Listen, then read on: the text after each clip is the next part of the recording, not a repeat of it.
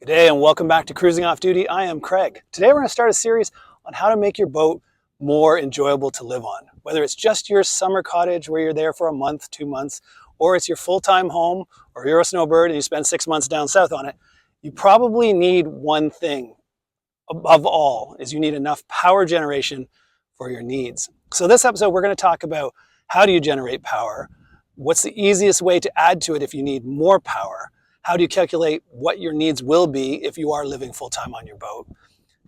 How do you decide what kind of battery system you want to store that power? What kind of controller you need to fill those batteries? There's a bunch of things we're going to talk about on this episode. This is just episode 1 of it, and then we're going to talk about other things in future episodes, more than just the power generation and storage, and we'll get into those later. Okay, the number one way that most boats create energy to run their fridges, freezers, charge your laptop, do all the things that makes it enjoyable is solar. And the one area, especially on a sailboat, where you probably have the least amount of shade is on top of your bimini. So this is where we put ours. Now, as you can see, when we constructed the bars that hold it, there is space at the front, and if you looked at the back, there's a little bit of space too. We have two 130 watt panels. So that's only 260 watts, but I could slide those back, drill new holes, slide them back and attach them further back so that the last solar panel sticks off the back a bit. And then I could add another 130 watt panel on the front to make it about 390 watts of solar. These are monocrystalline. They're the most efficient per square inch. And that's the one I would go with above your bimini because it's going to be there all the time. Now, if you're in a case like us where you said, maybe I could use a little bit more solar, the easiest thing to do is just to buy yourself something like this, which is just an add-on. This is polycrystalline or whatever. It's a soft type of solar panel. They're not as efficient. Take that off there. That's shading it. Not as efficient as the monocrystalline, but they allow a little bit more forgiveness for shadows. So if you do put it on your deck and the boat's swinging around and you're getting shadow off your mast or your boom, and it goes across this, it's not going to hurt your watts output as much as it would on a monocrystalline. They do not like having any shade on them at all. It will seriously reduce how much watt output you do. So I've got 260 watts there, and I've got 100 watts here. Now, is that enough for my needs? Well, that's what I've got to decide. That's when you sit down and try and figure out, maybe on a spreadsheet, what are your regular draws? What are the things that are going to be using the most power? Number one is going to be your fridge. Now, we've just recently upgraded our fridge from the old Adler Barber cold machine, which took about 4 or 5 amps to run when it was cycling on. And as they get older, they tend to cycle on longer. They're not as efficient. So what you might originally say is, oh, a fridge runs about 50% of the time. So whatever the amp is, just divide that in 2 for your daily usage. And that should be about right. That is probably correct when your fridge is new. But when your fridge gets older, you're going to find it cycling on 75% of the time, 80% of the time. Sometimes you're going to feel like this fridge is always running and always sucking power. So you have to factor in that. With this new one, it's a NovaKool. It's a 2 amp. So I've got to do my calculation based on 50% of a 2 amp draw, and that's my fridge. I also have a separate 12 volt, it's called a BougeRV. It's a 53 quart fridge / freezer. You can set it digitally to whatever temperature you want, and that takes about, now I've got a shunt that shows me what it uses. It's using about 30 to 35 watts of power when it's running. And again, once it gets up to temperature, it's probably only running about 50% of the time. So those are my 2 biggest draws. But then you have to factor in additional. It's hard to judge. 12 volt electric fans, laptops, iPads, everything else that you might plug in to charge. We bring little bricks with us so that we can, in our room, we can charge our phone without needing to go back to the main area where all of our charging cords are. So we have bricks that are charging whenever we have solar like this, where it's perfectly sunny. We charge all those little battery banks. I also have what's called a power station, which is a 560 watt hour lithium bank battery. And it has 560 watts, plus it has got its own MPPT controller that can run its own solar panel, and it's got a built-in inverter of about 500 watts. So let's talk about that in a second. What type of batteries do you want? For your main bank, if you've got lead acid, I would just throw them in the garbage. Seriously, I would throw them in the garbage. Even if you bought them 2 years ago and you think they're still a lifespan, they do not take a charge fast enough. When we're in the northern hemisphere like this, especially up here in Canada, we probably get about 5 hours, 6 hours of good sunshine. Anything after that, you're getting early morning sun, which is at too much of an angle to get great solar, or late afternoon, sunset-y sun, where you're not getting great solar. So those hours we are getting great solar, you need to be able to have batteries that can accept a charge at a high rate. Lead acid, you cannot. Your MPPT controller will limit how quickly your solar panels can charge your battery when it knows you have a lead acid. If you go into the settings and tell it you have a sealed battery, which is like a lithium iron phosphate battery, which is I have, instead of it charging at 12.6 volts, it's charging at 13.8 volts, and it's just plowing the power in. It's not restricting it at all. So your solar panels will seem a lot bigger if you get yourself a lithium iron phosphate battery. Another feature of lithium iron phosphate battery is you can use it pretty much right down to zero. Now they say try and keep it to 20% of its capacity before you charge it again.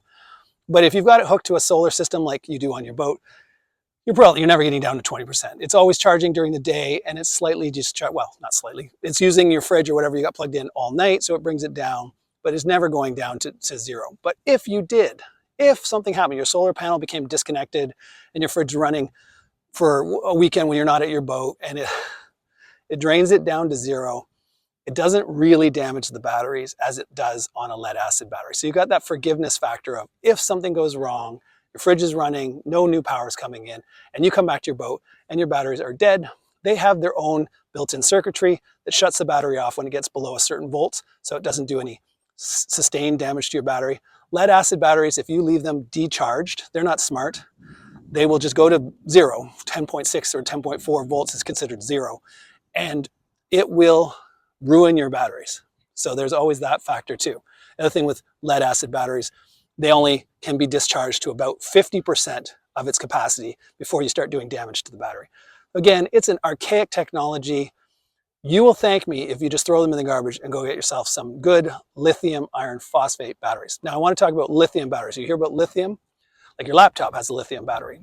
That power station I talked about is a lithium battery, but not a lithium iron phosphate battery. Your laptop and all that are lithium ion batteries usually. They are good. They have the same capacity thing where you can draw them down really, really low. They take a charge quick. Problem is they don't have as many life cycles. So if you have a lithium ion battery, you're probably going to get 400, 500 cycles before you're going to notice some serious degradation on how long it can hold a charge. You'll notice that if you've got an old iPhone, an old laptop, you'll find that when you first got it, it seemed like you could use it all day. This thing never ends. And now that it's 3, 4, 5 years old, you plug it in, it's great, you unplug it, you walk away, and it seems like an hour later, it's asking you to charge again. So that's just because the life cycles, you've kind of maxed out the life cycles on your lithium ion battery, and therefore it still works, it just doesn't hold a charge as long. A lithium iron phosphate battery has about 4,000 to 5,000 charge cycles, which means depleted completely to fully charged 4,000 to 5,000 times. Well, you're never going to do that in the life of this battery. It'll die of old age. The plastic will start to degenerate. Something will go wrong with the battery before you ever run out of life cycles. Even if you did get to 4,000 to 5,000 life cycles of your battery, you're just constantly using it, charging it, decharging it, charging it, decharging it. When you get to that 4,000 to 5,000, you're down to 80% of its capacity. So it's still a usable battery. It's still going to be fine. You just might need to supplement with an additional lithium iron phosphate battery to get that little bit extra lifespan that you might want. You don't want to ever mix them too. You don't want to put a lithium iron phosphate battery with lead acid batteries on the same house bank. No, no, no, never. Because the MPPT controller needs to know what kind of battery to know how hard it should charge things. And if you have lead acid batteries in your system, you will fry them. They will burn off the water and they will be destroyed. So there you go. So those are the kind of batteries you want. Lithium iron phosphate for your house bank. Lithium ion can be fine for a power station or a brick or something else that you're not probably going to use except for in emergency circumstances. And then again, you're never going to get to the 500 charge cycles anyway. So there you go. And something new will come out. If you're like me, 5 years from now, the power station I own will be old and archaic, and there'll be better things with Bluetooth, and it'll wake you up and give you a coffee in the morning and all that stuff. So you'll probably be like, I'm ready to go on to something bigger and better anyway. So that's what you'll find. You'll run out of interest in it before you run out of life cycles. Okay, so just so you know how my boat's set up, this main solar panel array goes to an MPPT controller that goes to my lithium iron phosphate batteries. This one I throw out whenever we're at anchor. Now clearly the way it is, it's just laid on top of my Dodger roof. I put it there just so that it's not in shadows. As you can see, if I stick it on the deck anywhere, you're probably going to have some shadows from lines or booms or masts. I find up here, you can move your boom out of the way. I've just bungeed it off to the side there, and therefore you don't shade your main solar bank or your additional one that you have just when maybe you are at anchor and you're not moving in heavy winds. Now granted, if you're going to leave it up here, you're going to want to bungee it down or strap it down. Right now I've just laid it there. The reason I just lay it there is that way I can move it around to angle it towards the sun. Right now the sun's coming from the right side of the screen, and so far I've got it angled on this side of my Dodger roof. If it was coming from the other side, I'd have to move my boom over and I would put it on the left side. Or I would just, if it's really low in the day, I'll just lean it against the side of the boat down here so that it's really, really angled. Now this comes with its own like USB-A charging thing and controller on there.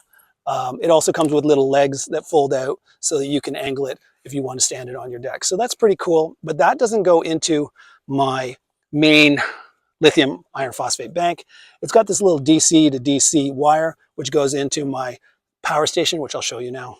Okay, this is sort of our additional battery bank. This is that power station I was telling you about. It's called the Ninjabatt. Yeah, got good reviews on Amazon. I bought it. It's not that I've not been given this. I don't have any vested interest in this company, but it's been working fine for us. I just wanted to show you what you get generally with these power stations. So it's a lithium battery, normal lithium ion, not a lithium iron phosphate. And you've got a bunch of valuable things that you don't get on a boat, especially a 1994 boat. You've got its own inverter. So you've got USB-A and USB-C, and the USB-C is a 60 watt. You also have DC out. So anything that uses a DC 5 millimeter plug can go in there. That's DC out. You have a cigarette adapter out, and this is the in. This is the DC in that's coming from the solar panel, the soft solar panel I told you on top. And then you've got two 110 volt plugs. So this adds additional battery power. And often what I do is at night, I plug my freezer into this instead of the main bank, because at night I want my main bank to run my fridge and I want this to run my freezer. And this is something I've mentioned in a previous episode. This is my new purchase. This is called a BougeRV. It's a 53 quart fridge freezer. So the way you decide if it's a fridge or a freezer is you see back here, there's a little digital readout. I don't know if that's going to be in focus or not, but you decide what temperature it's going to be at. If you want it to be a fridge, you'd obviously make it above 0 degrees Celsius. If you want it to be a freezer, you can go anywhere down to -20. And then this area here is your, in this case, freezer compartment. And then that area, which is not actually refrigerated, just gets the overflow air, is your fridge. So it's really nice. I put a digital thermometer in there just to kind of make sure that the digital readout on top of here matches what I'm getting in here. And we've been able to have things frozen solid, like ice cream and everything else that can go in here. It's a real nice addition. So whether you need more fridge space or you don't have a freezer and you want freezer, this is a great option. So there you go. That's sort of episode 1, talking about power generation. If you need a lot more solar, best way to do it is the monocrystalline. Just make more space on top of your Bimini or Dodger and put it there. Like I said, that's the best area because it's got the least amount of shade on it. If you need just a little bit more from time to time, I highly suggest just getting yourself a soft solar panel. You also want to make sure you have great batteries. Bar none, lithium iron phosphate will pay for itself. You'll have those things for 10, 15 years. You're never going to have lead acid batteries for 10, 15 years. You're lucky if you get 3 or 4 seasons out of lead acid. And that last season, you'll be struggling to charge everything. So there you go. Again, we touched on the power station. We touched on the BougeRV fridge freezer. Those will be a separate episode because I want to get more detail about what I liked and what I don't like about some of those things and what I would do if I was to get another one or a different one in the future. But both of those things have really added to our enjoyment of the boat. We now have ample fridge freezer. We now have ample power. It's been great. So there you go. Hopefully you found this episode informative. If so, show the channel some love by giving it a thumbs up. Subscribe if you haven't already, and I'll catch you in the next one. Ciao for now. I totally forgot to mention wind generation. We don't have a wind generator. It is a great option for, I guess, 2 reasons. Some days it's just not sunny. You get those overcast, rainy days, but a lot of times with a rainstorm comes wind, and when you have wind, you have power generation. You also get wind in the middle of the night when you're never going to get solar. So if I was to live on this boat full time, if the boat was just a bit bigger, like our next boat will be, I would definitely supplement solar with wind generation because, again, you can't get solar at night, and sometimes you would love to get some additional draw in to run that fridge, freezer, whatever overnight without dwindling down your power supply. You can never have too much power generation. There are downsides to wind generation. You have to really pick your models well. There are some awesome models out there that are very, very, very, very quiet. I've been beside boats where they have a wind generator spinning and I can't even hear it. I've been on other boats where the boat's 5, 6 boats down the dock from you, and all you can hear is whang of this wind generator going crazy. And I hate that. I'm like, thank God we're not moored right beside that person. They would drive me insane. So you have to factor in, not only going to drive you insane if you get a windy, noisy wind generator, you're going to drive your neighbors insane. So yeah, pick wisely if you're going to get a wind generator. But if you can get a quiet one, it's an excellent additional technology. That's the end. Ciao for now.